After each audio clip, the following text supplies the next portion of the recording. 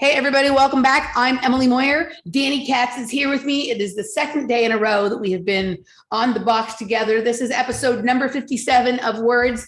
Dani, how you doing? Good afternoon, Wednesday afternoon. I'm doing as well as can be expected given all of the ridiculous chaos plus Aries season. Right? There we go. I feel like I've been having one ongoing conversation because I was with you and Michael yesterday morning, and then this morning I was with Michael and Howdy, and now I'm with you again. It's just like we're playing like tag, like relay races or whatever, right? So Michael's been continuing the conversation from yesterday with me behind the scenes on email, and then Sally with that synchronistic conversation. Oh, that was so weird, right? And then and now here I am with you again. But I mean, in some weird fucking way, we totally called it that there was going to be a Scientology thing, right? So I know, it was like I wish it landed in the show, and it is what it is. It's weird that I for some reason had to call out Sally and her leg warmers during the show, and then it became Sally that delivered the Scientology blow. And for all the years that I've known Max, and for all the years that Sally and I have talked about the fact that we all know Max, and then the boom of like, P.S. he grew up a Scientologist, like, So for people who don't know what we're talking about, go watch our show. Episode number 40 of Playing the Glass Bead Game, which was recorded yesterday and will be out sometime probably late this week or early next. I don't know, fucking time is all crazy. It will be there. Playing the Glass Bead Game is a private series, so either join up, or if you haven't had your complimentary episode yet and you'd like to have this one, then you can do that. And you can understand what we're talking about Sally and Max and leg warmers and Scientology and all that. So anywho, all right, so we've just been passing the baton around, you know, like running in circles around the high school track for the last 24 hours with each other. All right, so okay, so today we're going to talk a bit about, well, this show is going to be about Aubrey Marcus. Yes. The show is going to be about Aubrey Marcus. And for like, it's starting to set up some grander shows coming down. When I say grander, I don't necessarily mean better, but there's a few other links to the chain that we've been putting together about the op. And today we're going to laying some groundwork. We're easing you guys in. Our way in. And so today it's going to be Aubrey Marcus and a little bit Daniel Schmachtenberger, who you have mentioned before, but I am almost 100% certain very few people in our audience are really familiar with, because he's not someone that I was ever familiar with until you mentioned him. And I've really listened to very little of him because I just, to me, I know that I'm listening to mind control when I hear him talk. And so I just tune it out. Like, you have to dazzle me with better mind control if you want me to listen. I'm definitely vulnerable to it if it's good, but his isn't. It is for some people, but I just have already been through that layer. But I think it's important because there's many people who haven't been through his layer and who are going to be subject to it here coming up shortly. So today we're going to talk about Aubrey Marcus and Daniel Schmachtenberger. And before we get into what you have to present, because I know you have things to present, I just want to get your thoughts on Aubrey Marcus in general, because he's come up tangentially in several shows over the last year or so. The biggest dive I've done on him, we never put the show out because it was just got too deep and too weird and too personal. And I might be willing to share a few of those things here today. But he is a character for sure that is part of this, even though he's not necessarily talked about that often. Is certainly not, and he is a little bit in conspiracy circles. But you know, I think that people mostly see him as like Joe's jack-off friend or something, one of Joe's jack-off friends, and he's certainly a lot more than that, whatever you think of him. So anywho, what are your thoughts on him just as we get into this? Okay, I'm glad that this is where we're starting, because I was going to ask you the same question, because I know that you've mentioned having thoughts and mentioned doing shows. So I'm really curious, especially because I know that he's not hardcore on your radar, what your take on Aubrey is. So what tell me yours first, since I asked first. You just passed that. Tell me yours. I'm not ready for my leg of the race yet. Okay, so my take on Aubrey is that he's groomed for a position that I think kind of similar to your take on Tim a couple shows back. I'm not sure that he knows that he's being controlled. I'm not sure that he knows that he's part of an op. What I know about Aubrey Marcus is that he wedged his way into the like biohacking performance space through his relationship with Joe Rogan and his product On It. I do like On It's memory and focus formula. I want to say that. So I know that he used to sell fleshlights for his father, and I think his stepfather, and I think his father has some questionable relations or background with some intelligence stuff. But I know that he was definitely propped up by Joe Rogan and kind of given this platform. And then also similar to like a Tim Ferriss, where it's like, okay, he's done a couple psychedelics, so now he's like very forward facing about, you know, his time in Peru and his work with, you know, Iboga, and he'll like use all that kind of pronunciation and wear his beads, and like it's very, he wears that on his sleeve. He's incredibly well-spoken and intelligent, to the point that I wonder if it's not scripted and or rehearsed, because, and we'll get into it,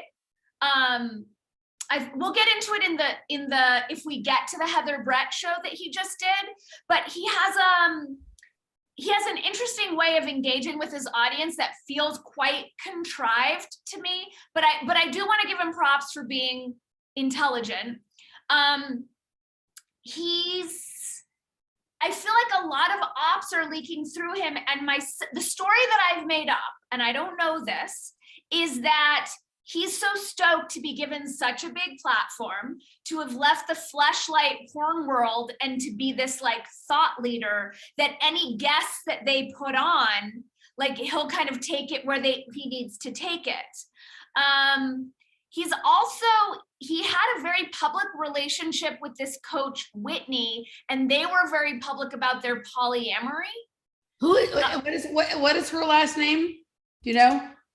I know she's blonde. It's not his so this is what's weird, is he had this long-term relationship with this coach. I think they're both in Austin. She's very blonde, very like that kind of Texas or Witten Love. Yeah. Okay. And they were like very public about their poly, and then they had a very public breakup. Whitney Miller. Whitney Miller. Okay. And then he was off my radar, and now all of a sudden he's married. All right. Okay, so this is Whitney Miller. Let's see. Let me see. I'm not super familiar with her. Is this her? Yes. Okay. Yeah, that's her, the blonde. I don't know this person at the top, but the blonde, yeah, with the Miss United States winner and the far left. Okay, gotcha. So it looks like there's a couple of Whitney Millers who are all involved in similar kinds of things, but this is the Whitney Miller you're talking about. Yes. Okay. Yes. Let me just see. Whitney Miller, Aubrey Marcus. So I don't know much about him, but what I do know is all the people he has on his show are part of the op. Okay, so here they are. Yeah. All right, perfect. Okay, so Aubrey Marcus. So first of all, the latest thing I've noticed about Aubrey Marcus, and I just noticed these things. So this is Aubrey, this right here is Aubrey Marcus's, that's what his symbol looks like. He has like an A sitting on top of an M. And there's another business in Austin that has an A sitting on top of two M's that I've passed twice in the last couple of weeks in different locations. So they have multiple locations. So he literally, this looks like an old business when I see it's an Austin Motor. It's like an automotive, like auto repair place. Looks like it's been around for years. So that was there. And then his is like that, but just the A over the M. So it's kind of interesting. Like it's been drawn to my attention, these symbolisms over the last few weeks. So Aubrey Marcus is, I have to say that of all of the people in the reality that has been spawned from the Joe Rogan sort of nexus point, Aubrey Marcus is the one that I have the most compassion for and the most conflict about. Okay. And probably the one that I feel in a lot of ways maybe the most resonance with, as far as like what may be going on and personality and whatnot. So I was first introduced to Aubrey Marcus I don't know if it was the first time that he was on Joe Rogan's podcast, but it was the first time I heard him on Joe Rogan's podcast. And this was when I was living in downtown Los Angeles. So this had to be about 2011.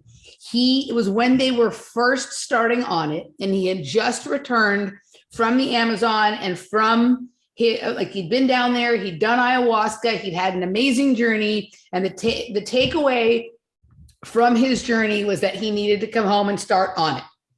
Okay. And so I think this was the first time he was on Joe Rogan's after that had happened. Whether that was the first time or not, I don't really know. That was the first time I'd ever heard anybody really talk in any significant way that like grabbed my attention about ayahuasca. Right. So he gave, a report about his trip, like during part of the podcast, and he explained it. And I was like, wow, this is really interesting. It's very fascinating. I was very taken with the conversation. And then afterwards, they were talking about how this, turned into, okay, I have to come back and make this supplement company. And at that point, it was kind of new, and they were really calling it like nootropics a lot, right? They weren't really calling it a supplement company, or they were talking about nootropics, and there weren't all these tangential products. There was roll on and roll off. And there was Alpha Brain, and that was it. They didn't have anything else yet, right? And so I, being a good little mind controlled Joe Rogan listener, right, that like bought the Alpha Brain and the roll on and the roll off. I think I still have the roll on and the roll off. I don't think I ever remembered to take it at the appropriate times. I did take the Alpha Brain. I didn't notice anything. Okay. So it was early on.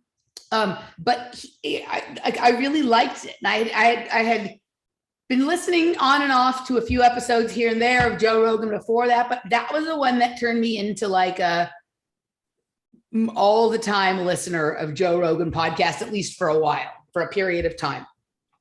And I thought that was interesting. And I did not at that time understand that the Fleshlight commercials had anything to do with Aubrey Marcus. I didn't understand that Joe Rogan was part of On It, right? Because they didn't really talk about that. They presented it as like, oh, this is Aubrey's thing. And like, I didn't know where Aubrey came from or how I think Joe was talking about having known him from, working out or the MMA world or I don't know, right? So I didn't understand that there was an op there yet on the Joe Rogan thing. So that was my introduction to him. And then I heard him, but like, I think it was interesting because after that, he was on Joe Rogan once or twice more, I think. And then he's really not been on Joe Rogan's podcast for a really long time, though I believe they're still friends. And they obviously own the business together. Is that correct?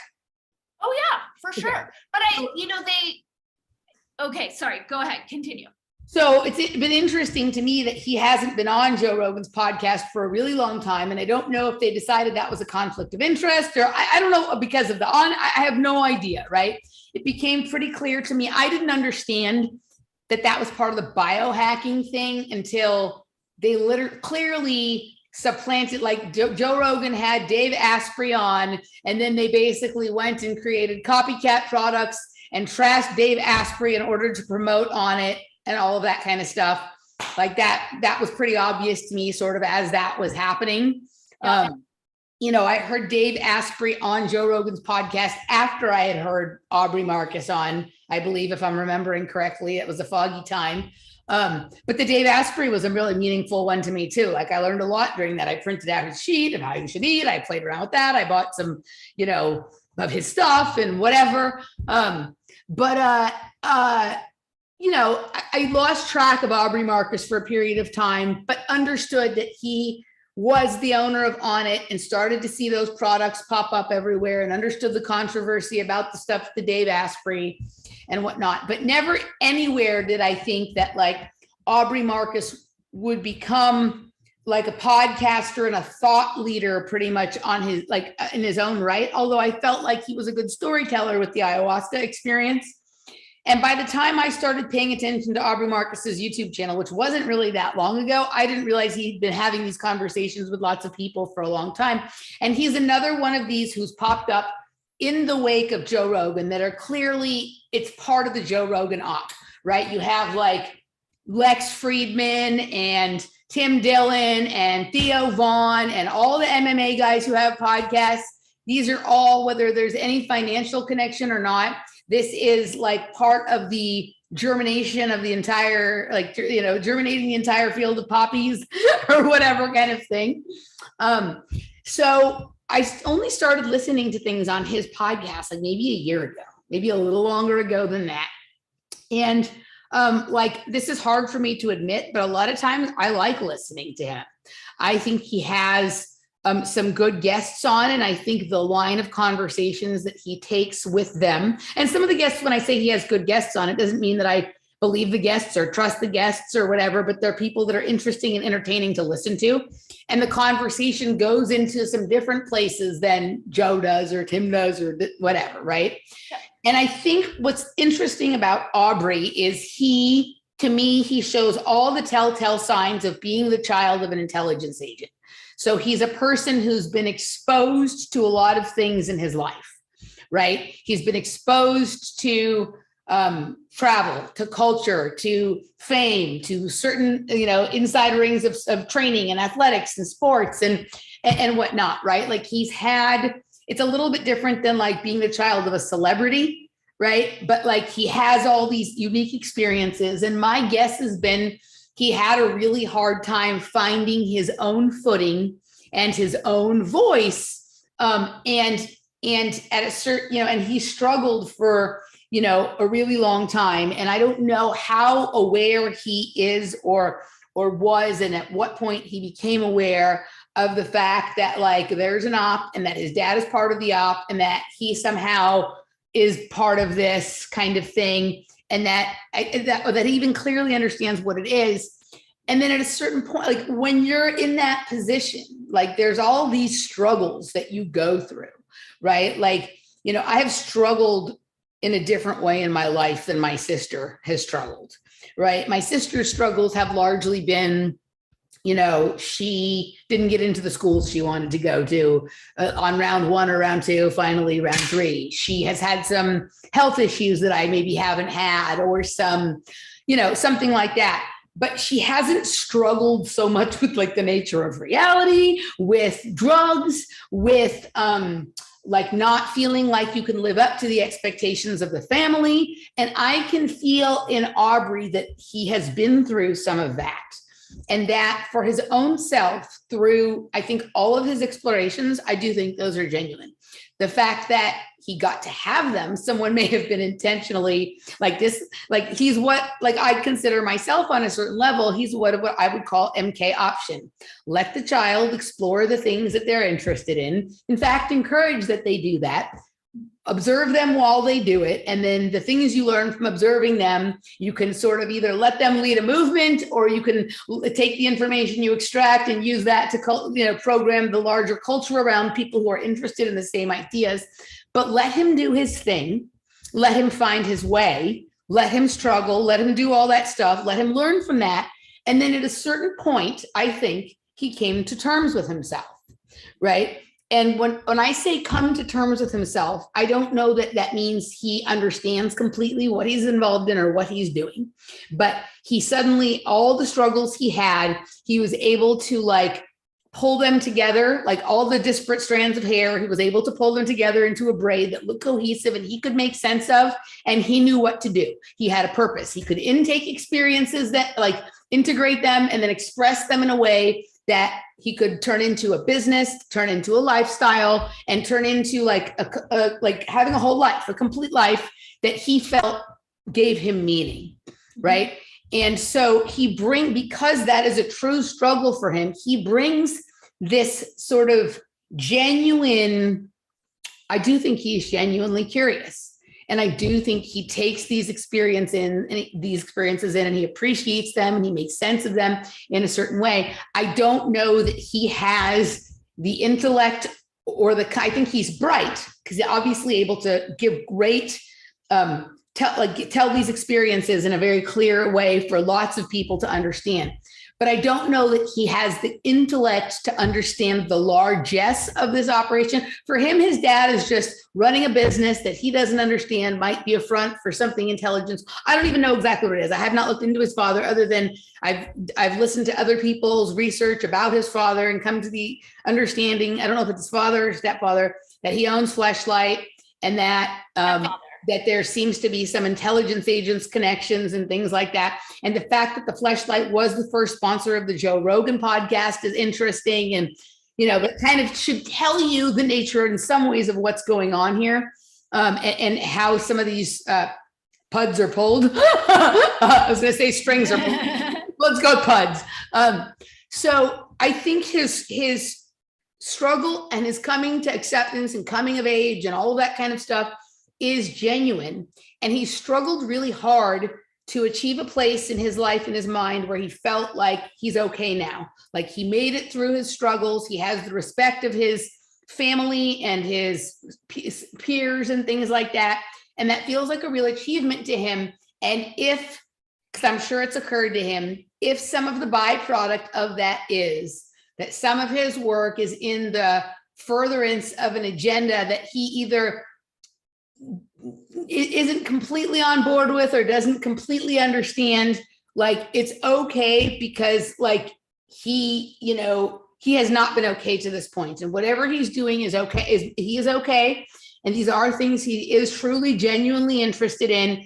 And if he spends his entire life trying to fight off things he doesn't know or doesn't understand, it's going to lead him back into the life of like out of balance, debauchery, all that kind of stuff that caused him to struggle. So I think that like that's part of what's going on. And I think he has an interesting combination of people on who are totally controlled, partially controlled, and don't really seem to be controlled at all. Or if they are controlled, they're controlled by things that are about stuff that isn't what you and I are talking about. Yeah. They're beholden to commercial or financial interests or some other ideology, but not the thing that is like steering the fate of humanity in a way that frightens you or I or whatever, right? Yeah. So he has this interesting mix. And then like, I think he's allowed more uncontrolled or less controlled conversations to happen on his podcast than Joe or Brett and Heather or David Fuller or that he's allowed it to go off into these different territories. And I think, I don't know if it's him allowing or whoever's controlling him, they have to allow it that way. Just like if there's anyone controlling me, if they tried to control me, it would become obvious I was being controlled.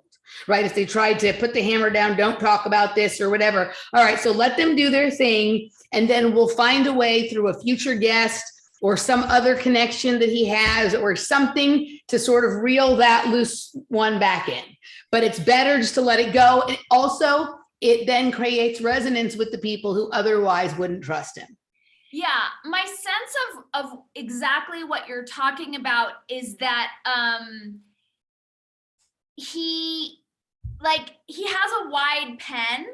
Yep. And he doesn't, there are a lot of doors around it that just don't open, and he doesn't, he's not curious. So I think because his curiosity isn't pushing him beyond, and he's not questioning why someone is putting this person on the show, that he is allowed that wider breath, because a part of me thinks he's just happy to be in the position that he's in. Like, you know what I'm saying? And it's like one of those things, like, to not question too hard, why is he given this big platform? I think he's just so grateful for it that right. he's easier to work with, right? And I don't think there's that pressing curiosity about the construct in which he's working. I think there's curiosity about the topics within the construct. But I think that's why they can kind of leave him alone, because he's not going to go outside of those bounds. It's like a dog with that magnetic collar. They don't have to put a cage. They don't have to put a cage. Exactly. So if he rolls around in his own shit while he's in the boundaries, or like kills a cat, it doesn't matter, because they know he's not going to go outside those boundaries. Right. Or even if he does, he's going to be like, oh, that hurt, I'm not going to do it again. So he might do it once, he might, right, kind of thing. But I also think, I think I think that there's probably a combination of guests that he likes to have on and guests that whoever's producing or handling recommend. And probably some of the ones that are the most interesting are the ones people he'd like to have on, right? And then, because of the nature of his personality, the ones that are being delivered to him, he says a few things that are more interesting than other people say, or he asks a question or makes a comparison that they wouldn't get from someone else. So another big piece, which I think is really prominent about him, is that whenever he has a guest, he does a lot of research, and his mind goes to, he makes a point of making connections that I think other podcasters aren't making. And what I get from that, and again, I'm just playing pop psychologist here, I've never met him, but what I get from him is a deep insecurity about his level of intelligence, and that he's going the distance to prove how smart he is. And I think he is quite smart in certain ways. But I also think that because he's not questioning a lot of other things, that he, and I think a lot of people who are involved in this op, think that it's a good op and think that it's in service to whatever he knows about it. I think that he thinks that it's a good thing. And I don't think that he knows, because I do think my sense is that he's well-intended, and that he's just a useful idiot. Yes. And I think that like what you're talking about, these connections that he does, those connections, in some ways, they're a less like wildly out of the bounds kind of thing than I do, right? And part of it is from the amount of crazy experiences one has had with drugs, with running around with criminals, with doing weird stuff and whatever. And you see this sort of interesting parallel between things that are happening in realities that are, you're told are within the lines, but they seem to parallel the ones that are outside the lines. And so you're making that connection, right? Yeah. And oh, sorry, go ahead. And it is intelligent, but it's not the intelligence that the academic class is used to dealing with. And I think he sometimes feels like he's trying to get them to say, yes, yes, Aubrey, you're very smart. When like you and I, because we've been outside of those bounds, like we already see it as smart. We don't need him to show it and prove it, but he's trying to win over the academic class with his sort of psychedelic street smarts or whatever, right? I think you're right. And the other piece that I see, which I think speaks to that deep-seated insecurity, is like you and I, every show we have, I'm guessing you and I are making so many more connections than we're actually speaking to, right? Because there's only so much time we have, and there's a flow of conversation.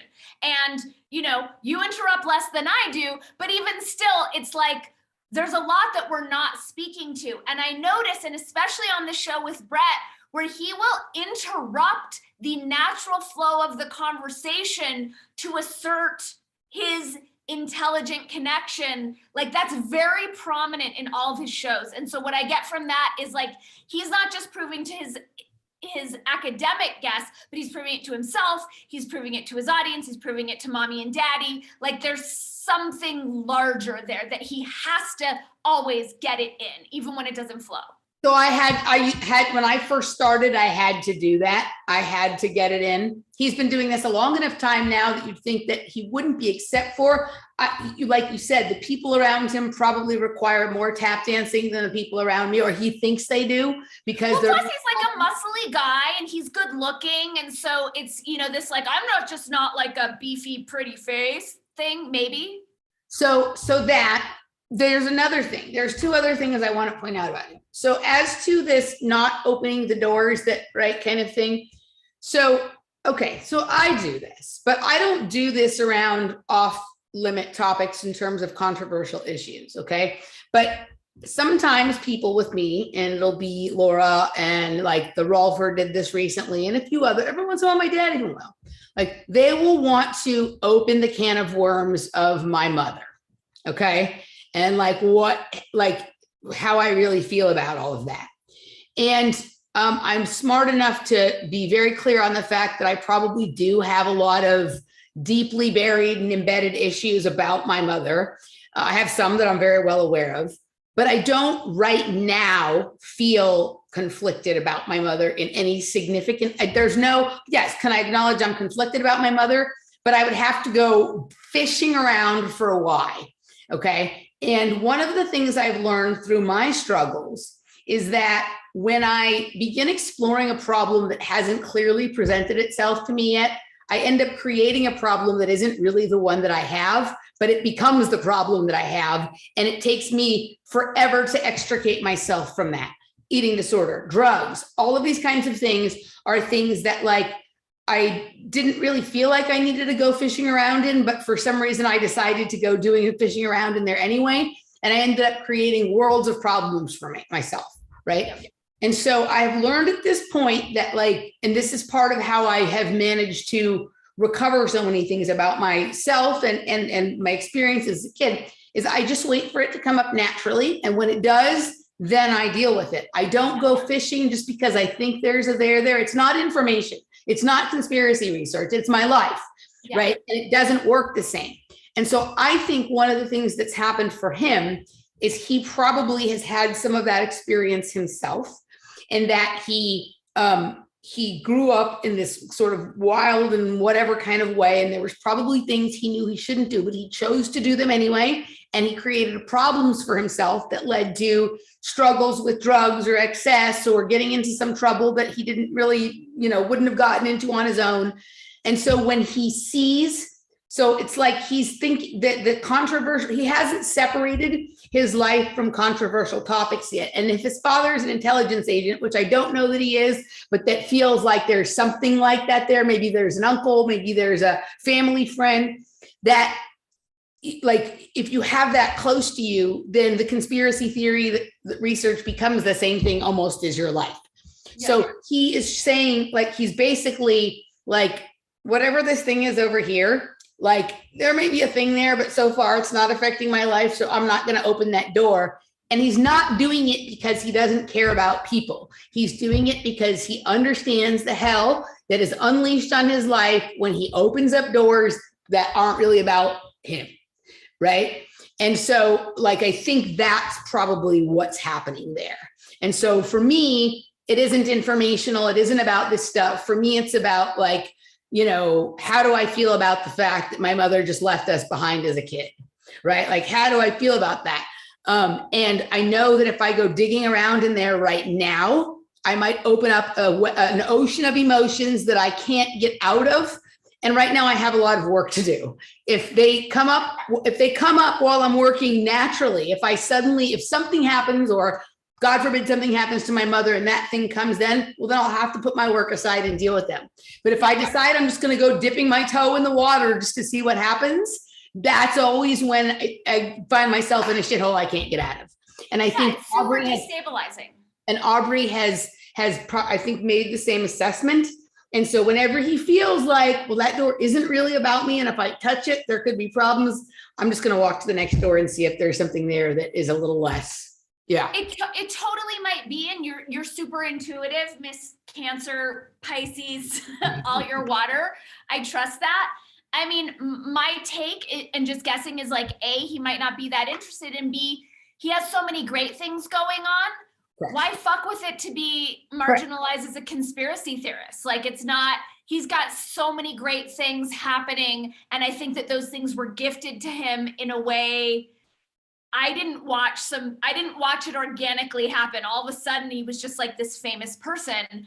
It would be like, why fuck with it? Who knows why, but he's not touching the third rail at all. Yeah, he's not touching the third rail. He's being touched by the third, fourth, and fifth rails, whether he understands it or not. And I just had the thought that maybe the way we deal with this show is I will share some of my awarenesses about him, but I want to do that in the locals or the patron segment or whatever. Okay.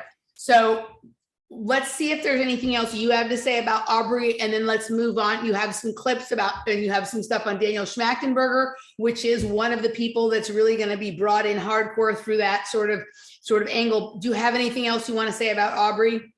No, I have like I said, I have our clips from Schmachtenberger, and then you sent me last week the recent show we did with Heather and Brett, and I have some time code pieces on that show, and I'm curious to know your take on it since you're the one who sent it to me.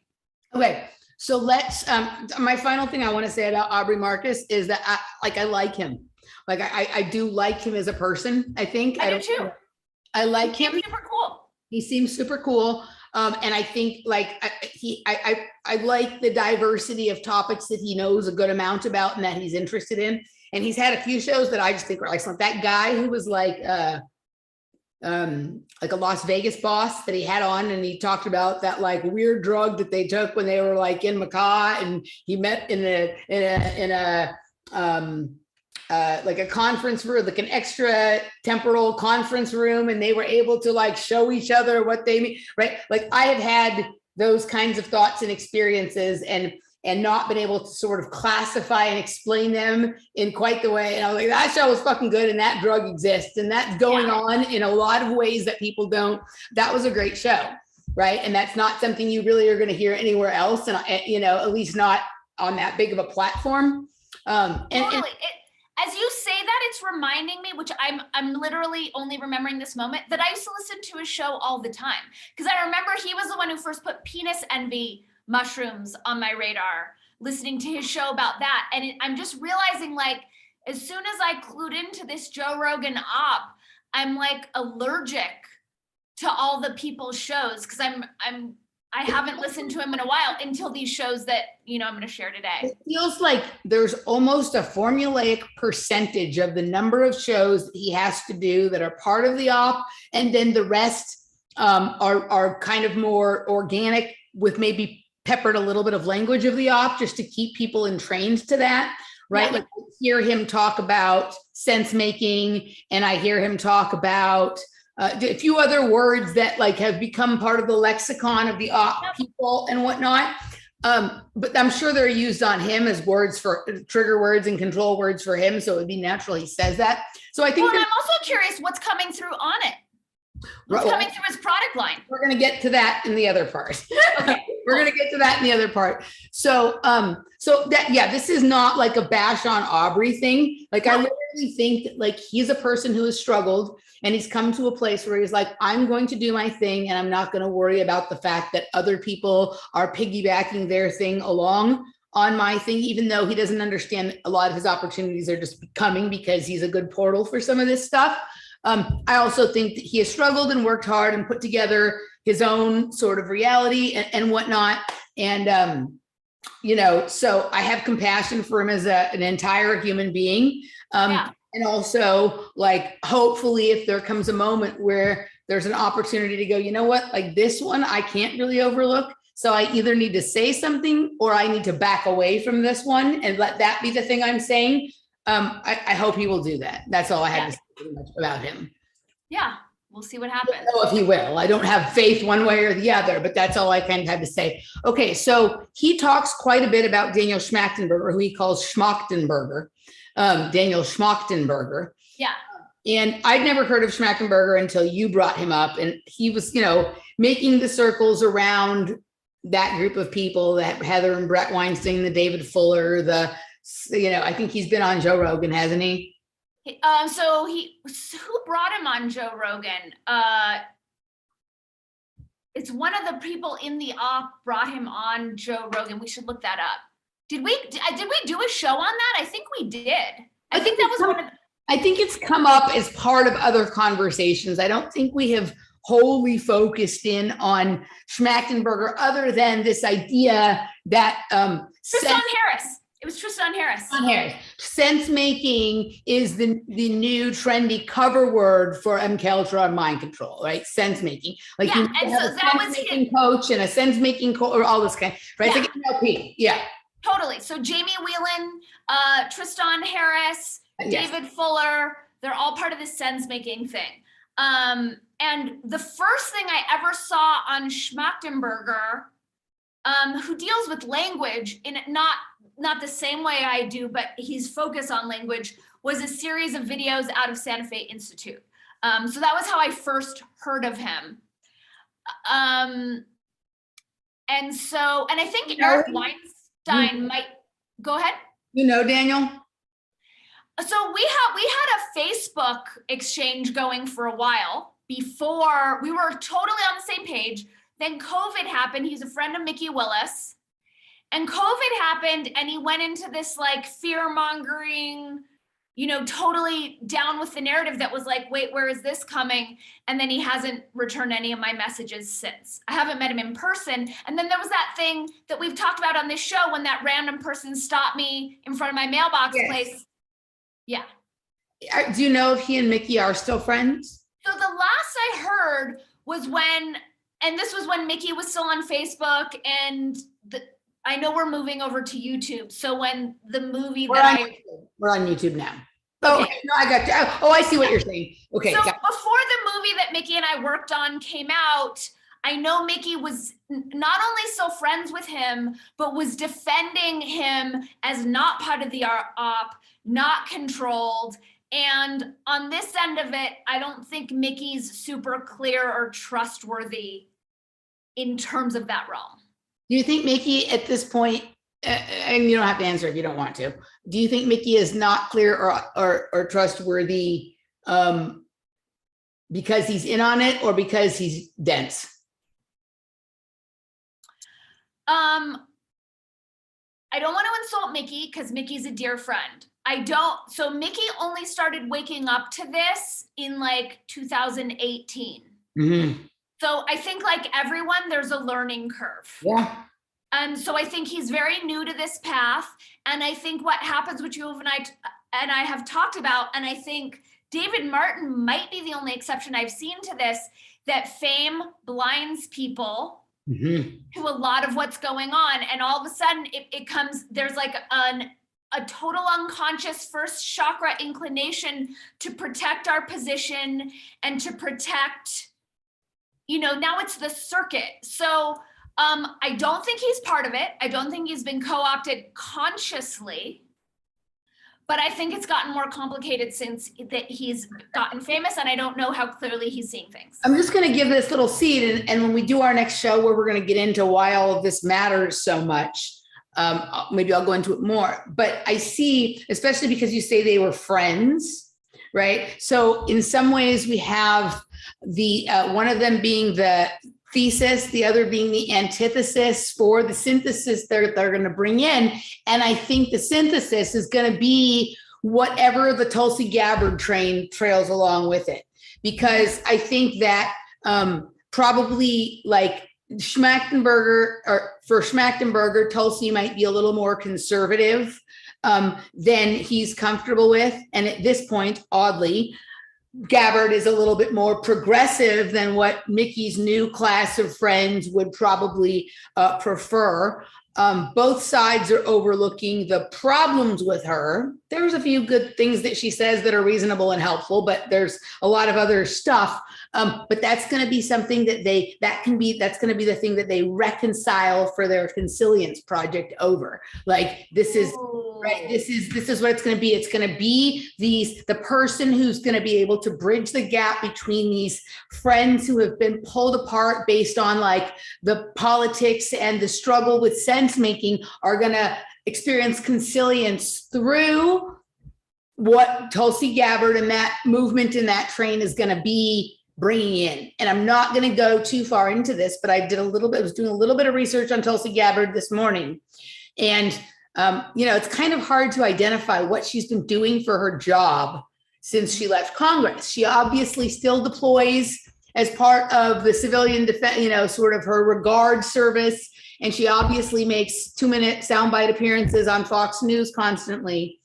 But she has joined a different division of the military in Northern California. I knew this, but it's concerned with psychological operations. And I'm going to cut it at that for right now. Okay. And we're going to move forward. And I think we're starting to see what's happening here. This is going to be the World Economic Forum and all that kind of stuff. It's going to be absolutely like the worst ideas the dissidents on the right and the worst ideas the dissidents on the left have come up with in order to bring us back towards, this sort of space in the middle that has actually no good ideas, but that feels like, oh, we've compromised to reach this. I don't even know what the word consilience means, but it seems like some sort of like reconcile and like moments of silence, like take some quiet reflection time and then reconcile and come back together. I don't know what the word means. What does it mean? I'm looking it up. It means the agreement of two or more inductions drawn from different sets of data, concurrence. Okay, so that basically, and this is, by the way, a telltale sign of this op is overcomplicating what can be simple. Yeah, so basically they just made a fancier word for synthesis. Totally. Yeah. Okay. Yeah. All right. So that, okay, let's hear your clips. Okay, so I'm going to share a screen, share sound, because you taught me that. All right. So oh, you know what? Let me, do you think it's good enough to just see it here? I haven't like saved it as, Probably. I think that's probably, as long as we can hear it reasonably well. Hold on a second. I just had a thought about something and I just want to check something real fast so that I understand. Oh. Sorry guys, I'm just realizing that I didn't Okay. save this as its own movie. So we're doing it. Oh wait, you know what? Shit. Make sure, as long as you share sound, it's probably okay. Okay. So can you see it? Yeah, stop your screen sharing and reopen it and make sure you've hit the share sound button. I did. Okay. I already shared sound. Okay. So if you can't hear this when I hit play, let me know. Okay. You are one of the most intelligent, self-aware human beings I've ever had the pleasure of encountering and conversing with. And you told a story on that podcast about how. Okay, so this is clip number 1, and there are 2 things that I want to point out.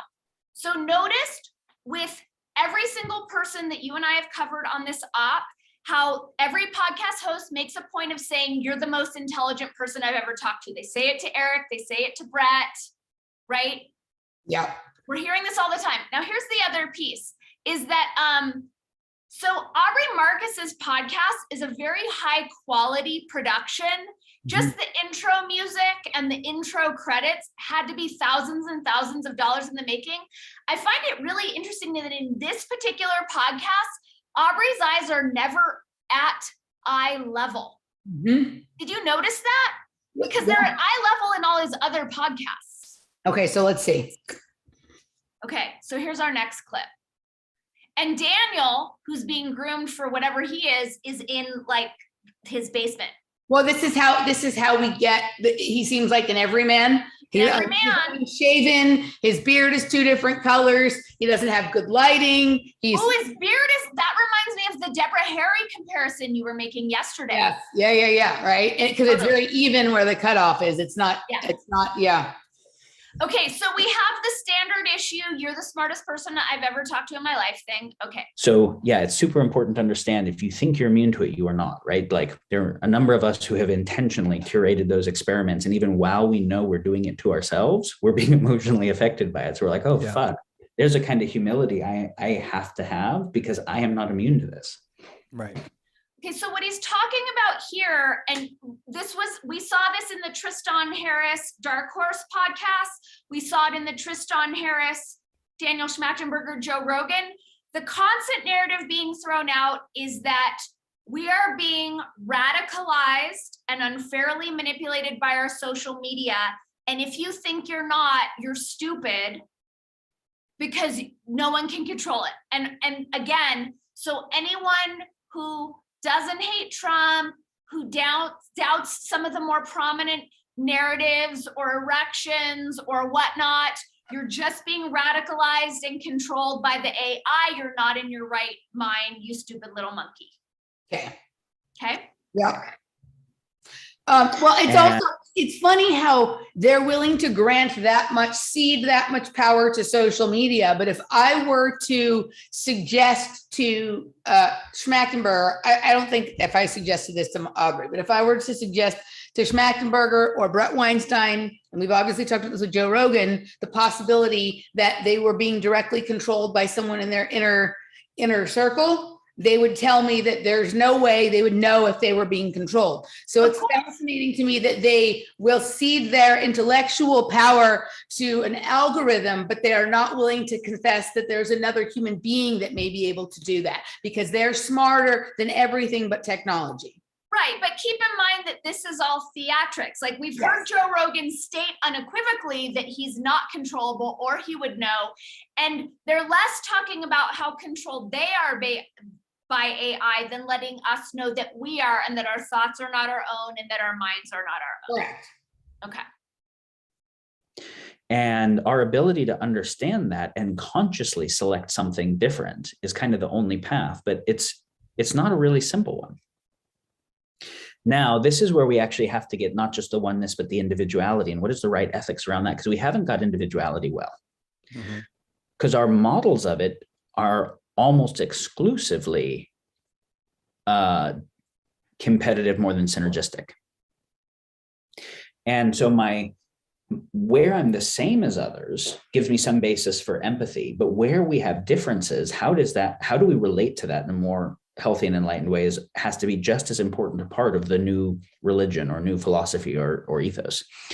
New religion, notice that. Friend who I believe you just met, Mark Gaffney, he has this whole amazing rabbinic thing on the unique self, which is a big part of the kind of Kabbalistic tradition is. So it's not just Buddhist oneness, and we can all kind of meditate into that oneness, because the moment you leave the meditation, that's not where you're at anymore, right? And that's not the whole story. That's a part of the story, but there's also that oneness embodied and incarnated in unique ways. And so then, is there a way to be able to hold the difference where there is a uniqueness to you and what you can experience and what you can offer, but where that uniqueness, if you and me are both actually unique, we can't compete on the same metrics.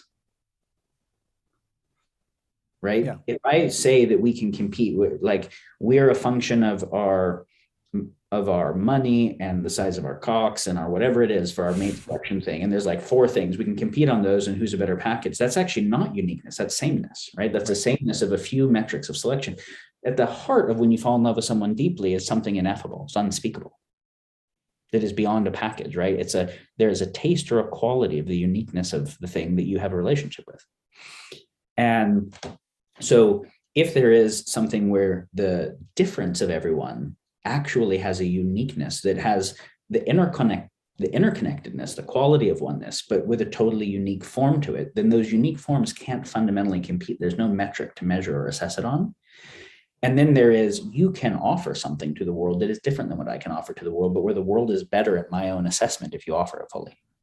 It seems like still, though, there's the issue of finite resources. But I think the solution that I can see with that is we often think that we want things, but we don't really want the things. We want the sensations Aubrey is that the reading a things give script. us. Aubrey is reading something he previously wrote right now. That is why his eyes are doing that. This is the first time I've ever noticed that he is reading something.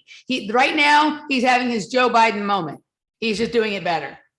Okay, and notice that what he just said after Daniel's intellectual word salad pitch for communism was, we don't want things, we want the experience of things. So he's lobbying for this digitized, the metaverse, virtual. Right. Exactly. And so he slipped and he said religion, and the new religion that is going to be brought in. And this is where, like, it's going to be Baha'i. It's going to be Baha'i, but it's going to be like a transhumanist Baha'i, like a metaverse Baha'i, where it's kind of like a blending in a certain way of all the cultures and religions of the world, especially the ones that haven't been front and center for the last few centuries or whatever, but with the addition of virtual experiences of things outside of the parameters that he was sort of just talking about right there. But yeah, okay, so go on. Okay. I want people to know too that I'm a significant contributor to the foundations that you're a part of. Can we just pause? He is reading his fucking Oscar acceptance speech right now or something like that. That's wow. It's like he's forgetting, when you watch like a tennis match or something like that, and at the end that you can see the tennis player trying to remember to thank everyone on his team and the ball boys and the sponsors and all that shit. Wow, that was weird. Okay. Yeah, it's interesting. So he's reading this whole thing, which is why his eyes are down, but he just tells us, and this is what we're going to get into on our next show on 58, that he is a significant contributor to Daniel's foundation. Very, very important. Okay.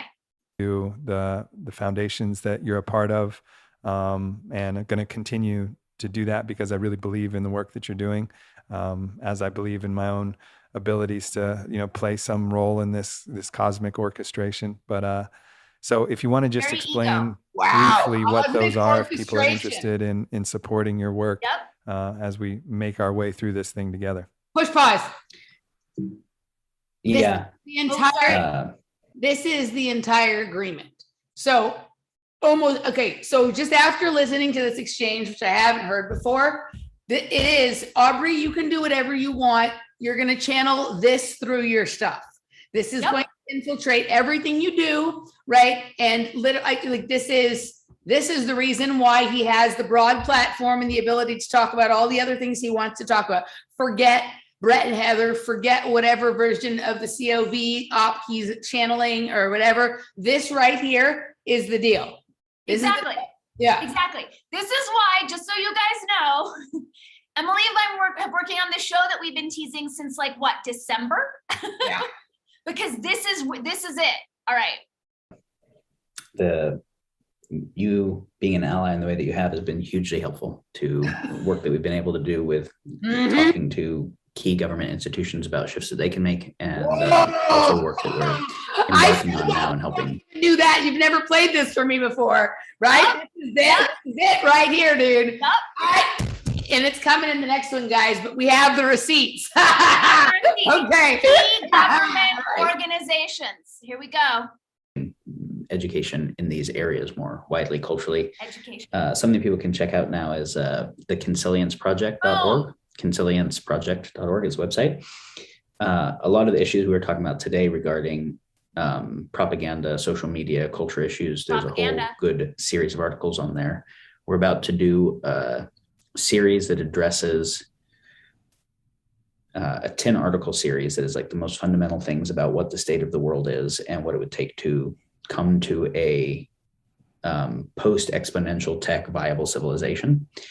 Post-exponential tech viable situation. Civilization. That sure sounds like the Great Reset to me. / transhumanist. Right. Metaverse, blah, blah, blah. Totally. Yeah. Okay. And really grateful you have helped us be able to do that work, and would love to have more He's people not looking check it into out. the camera when he says that either. Both of these people have their eyes all over the place and everywhere but on each other or the camera during this. Which is extremely, if you watch any Aubrey Marcus, this is not how it normally goes. Okay, last clip. Our technology's gotten so powerful and it's kind of eroded our social structures and our superstructure. All that's left of the social structures of this kind of liberal democracy period is really like money on money returns and some very limited stuff. And mostly what's left of superstructure is like fairly self-centered nihilism and narcissism and nihilism. But so the development of culture to then have people of, for, by the people create new institutions that we can actually trust, put faith in, have rule of law that can then bind, guide, and direct the tech so that we can have a future that is high tech and high meaning, high. He's talking about creating a government to guide the tech. Yes. Right? You and I have been talking about this for years now, and he's actually saying it. You know, I'm sorry, but as I'm watching this, when you end your screen share, I'm going to look for something because I'm just like, there's someone who I think he is a descendant of that is becoming clearer and clearer to me as I'm watching this. Okay, so we're almost done. We just have like 40 seconds left. Nature is kind of the only path. And I see that what you've already been doing with your podcast and where I see it going, conversations we've had being, how do we really help the cultural revolution where I see it to going be the basis of rebuilding social institutions that can have the power to be able to guide this godlike tech that we have, where we're good stewards of it is, of all the things where I feel hope, it's not the tech. The question is what's going to guide the tech. Right. And it has to be people that have evolved in these ways. Tech doesn't matter as much as who guides the tech that matters. Guides the tech. And the other tell, and we've talked about this with Brett does it quite a bit, Eric does it quite a bit. Good, bad, good tech, good guidance. They like these guys that use like 50-cent 7-syllable words, when they'll whittle it down to the good, bad, which is a polarity, right? Which necessarily invokes the opposite and reduces it. It's how these guys talk. It's part of the programming. It's part of how they're entraining us. Are you ready? Ready. You know who this is? No. Karl Marx. Oh my God. Look at this face. Dude. Look, if you could get a side view with a little different hair, right? But the mustache is black like his, the beard is gray, the top is gray, but he's obviously older here. But look at some of these side angles. Look at some of this and then pull back up a picture of him. pull back up one of those clips. You I'm gonna have screen share right now. Stopping my share.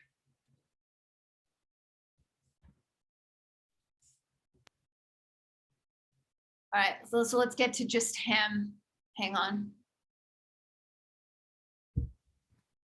Just imagine with the hair, but look at this. The mustache is black, the beard is gray. Give him another 8 years, 6, 8 years. But look at that face, right? Stop your share.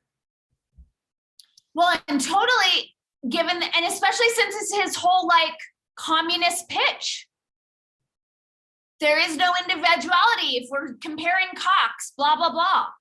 Right? Totally. You Look know at that that. Karl Marx is my cousin, Really? direct descendant. Which I think is part of my karma of why I do this, is like trying to clear the karma. Yeah. Yeah. So, okay. Dude, I think I got, that was a good one right there. that's a really good one. This is like digital Marxism. This is post-exponential tech Marxism, right?